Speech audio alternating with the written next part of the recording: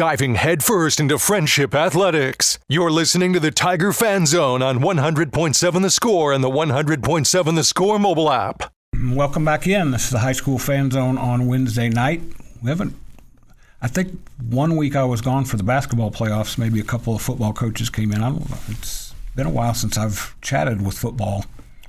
I maybe went out and talked to Joe Sexton. You forgot everything you know, have you? I tried not to. I'm not going to say anything to get myself in trouble. There's some other sports that probably use up more brain cells than I wish they would have, and I have to recover as we go. Frenship football coach Jay Northcutt is here, and I asked you about sending your schedule. You send me your schedule. We're going to talk about that, but I also wanted one thing we need to talk about is this is a whole different kind of football season you're getting ready for. It's still football, obviously, but first time since you've been at Frenship, you're not going to be a 6A team.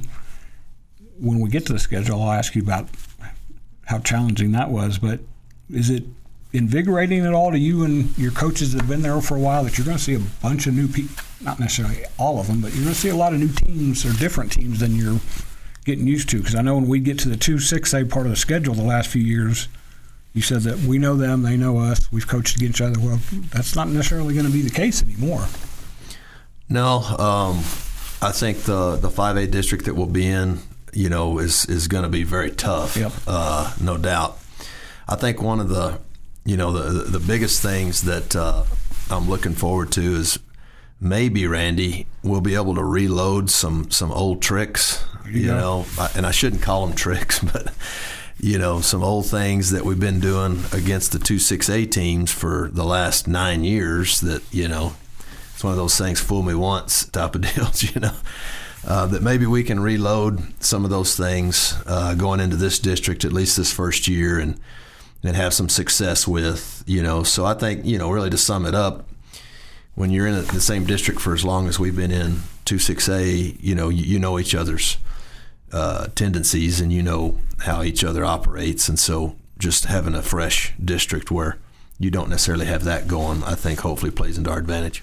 It's almost like NFL-esque when you get into your division games in the NFL. And those guys know us. We're going to have to come up. We're going to have to change our chess match a little bit to try to.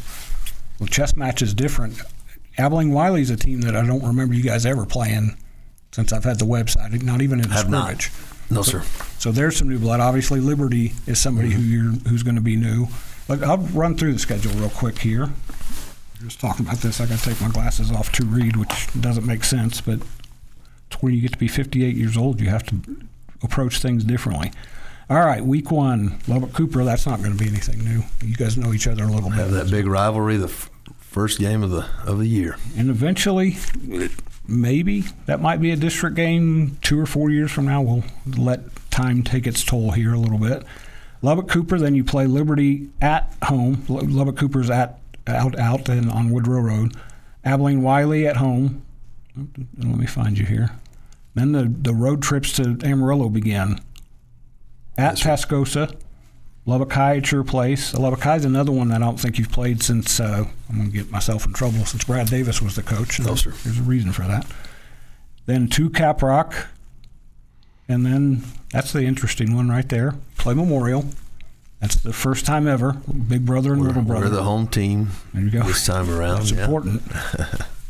I think I should have noticed. Did they have Panthers on the field this last year? They did. Okay, so your guys are used to seeing that. Now you get to put it in front of them and kind of get the blood going a little bit. Then you go up to Amarillo again, take on Amarillo High. Monterey at your place, which Monterey you've played fairly recently, so that's not a different coach, different way of doing things. And then finish up at Abilene High, which was a district opponent for a few years there when they were 6A. So it's a good mix of old and new. Not that your schedule was boring before, and I enjoyed the heck out of covering 2 6A games, but I'm excited to see what you guys do against some of these different teams. Yeah, I'm excited about it as well. I know it's going to continue to be a big challenge. I think the 2 big school districts out here, being 6A and 5A, both of them are very challenging and very competitive. In some ways here in Lubbock, we're all pulling from the same, type of kids and group of kids with us. Frenship is attached at the hip to Lubbock, you know, and really a lot of our kids are from Lubbock ISD, or not Lubbock ISD, excuse me, Lubbock proper, the city of. So I always think that makes for an interesting mix when you play each other and you know the kids, and you know, also a big part of why I think that Texas high school football is pretty special. That goes back to Bobby Davis and Butch Henderson. That was a thing back then, was the battle for Frankfort Avenue, because back then that's what separated Lubbock ISD and Frenship. I think it's changed a little bit now, but there's interesting rivals. We'll come back and we'll talk a little bit about the new kid on the block to everybody, but especially for you guys, Memorial, and playing them for the first time. It'll be the first time you play them in anything, won't it? Other than track. Okay, and track. So, yeah. We'll come back after this break and talk more Tiger football on the Tiger Fan Zone on 100.7 The Score. Your inside look into Friendship sports. This is the Tiger Fan Zone on 100.7 The Score and the 100.7 The Score mobile app. Welcome back in. It's a Wednesday night high school fan zone. I think we're hitting the home stretch. I think we've got about a month, 5 weeks left before we take a break until we get back in the fall. We're talking Friendship football. We ran through the schedule. One thing, Jay, how different was it to get the schedule ready this year? Because with 2-6A, you've got your 5 games, you know, and you had some challenges because it's funny, you're playing Liberty week 2. Joe Sexton said he kind of watched what you guys did because they are going to go through what you guys went through for years. They're going to see Friendship 6A school. We don't want to play them. They're too good. We don't like the way they play is going to be hard for us to compete with. Liberty's going to run through that a little bit if they keep getting better.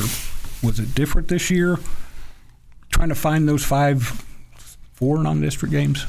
3. Dang, district is big. It's a little easier to find 3. I was going to say, you can find 3. You don't have to go to Albuquerque or anything like that. How different was it? Was it more challenging or less challenging? Well, I do have to say, finding the games was easier. I mean, finding 3, number 1, was easier, and then when you're in that 2-6A district, you know, and it's a small district, only had 6 teams in it, and you know, trying to find games for that non-district, your only really options are the 5A schools that are around you, because all the other 6A teams that are even close are going to be in your district. Right.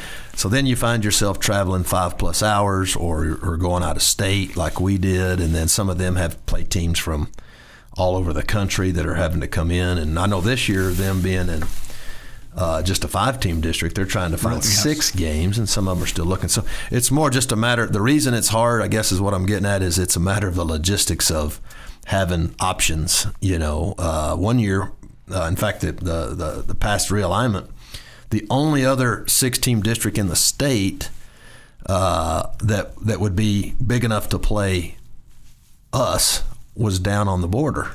So you talk about the distance, you know, and so that's why all of us ended up playing schools from out of state for the most part. So, you know, in those terms, that's makes it a little bit easier. I guess that's a boring answer, Randy. It's not as exciting as maybe what you was hoping for. I wondered about that, especially with you guys. And the other part you didn't mention, I'll say this, that El Paso schools don't like to leave their bubble very much. When a couple of LISD teams played them the last few years, I was surprised because they don't like to.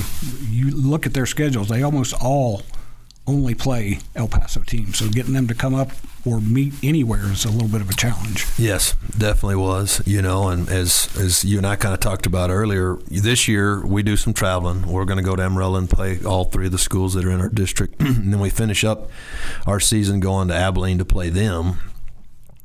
You know, but the flip side of that is in a year, of course, you just worry about 1 year at a time. You know, we're not even going to leave town, you know, other than 1 game during the regular season. So that'll be a little bit different, you know, for sure. But definitely a give and take.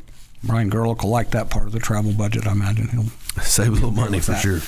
You say that, but the teams you're playing, like Abilene High, we talked about, you played them for a few years, and I think you scrimmaged them even when you didn't play them. Is that right? Haven't scrimmaged Abilene High. Did you play them in regular season after they dropped to 5A? We played them in the non-district, yes. Okay. Yes. And Tascosa was in your district for a couple times. To me, going to face Tascosa, you've had Midland High the last couple of years, so there's going to be some muscle memory there. Although I've told you this before, the year you played Tascosa up at Dick Bivens Stadium when they had Coach Plunk's son, I don't know that I've ever seen a high school team run the option as well as he did. I guess that maybe was being. Yeah, I would agree with you. That was your Donovan Smith year. You guys were really good and couldn't get the ball back because they just clicked. Yeah, he does a really good job with it for sure. But I think the one game probably a lot of folks in the Frenship ISD probably have circled already is the game against Memorial. You've never had that. You've had games against Lubbock Cooper, and that's a great rivalry. You've had games against Coronado and Monterey. That's a great. How excited are you as coach to get a team ready to face somebody that's you're going to face for years? I assume years and years as a team from the. It'd be the same as being in a two-horse town, I guess. Definitely an interesting dynamic with them, both of us being, Frenship ISD schools. And I think the reason I say it's an interesting dynamic in addition to that is those kids, a lot of them were with us right. and spent a year with us. And so we know them and they know our kids, and that's going to add a little extra element to it. But definitely going to be interesting for sure. I'll say something to you. I've said this to a couple of other people. I think it's helped Memorial to have had those kids part of Frenship ISD because they're physically ready already. A lot of those freshmen and sophomores don't look like freshmen and sophomores. So I wouldn't imagine there's a little bit of big brother, little brother, maybe actually will be big brother and former Tiger playing. So it'll be fun to watch. That'll be the first team sport where they meet each other, I believe. So we'll be back after this break. We're going to talk some Lubbock Cooper Pirate baseball after this on the High School Fan Zone.